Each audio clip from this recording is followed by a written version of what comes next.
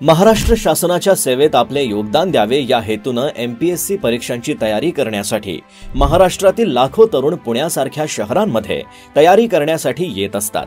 ग्रामीण भागातील तरुणांचा यामध्ये जास्त सहभाग असतो, परंतु अनेक तरुण या परीक्षांची तयारी करण्यासाठी असणाऱ्या क्लासेसचे शुल्क तसेच अन्य खर्च करण्याची क्षमता नसल्यामुळे या परीक्षांची तयारी करणे टाळतात। आर्थिक परिस्थिती कमकुवत असल्यामुळे या विद्यार्थ्यांना परीक्षेची तयारी करण्याची संधी मिळत नाही।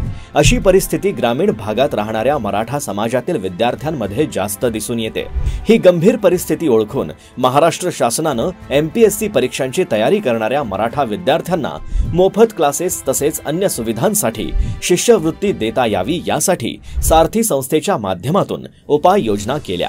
तत्कालीन मुख्यमंत्री देवेंद्र फडणवीस यांनी यासाठीच सारथी संस्थेची स्थापना केली होती। मात्र 2019 ते 2022 या काळात असणाऱ्या महाविकास आघाडी सरकारच्या धोरणांमुळे सारथी संस्था बंद पडण्याच्या मार्गावर होती।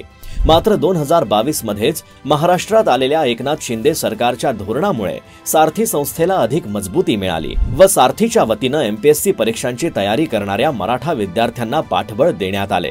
त्या पाठबळाचा फायदा घेऊन मराठा विद्यार्थ्यांनी देखील मागील 2 वर्षात घवघवीत यश मिळवले।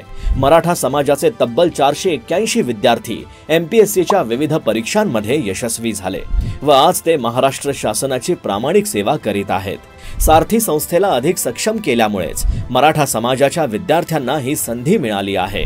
याबद्दल मुख्यमंत्री एकनाथ शिंदे, महाराष्ट्र सरकार व सारथी संस्थेचे आभार।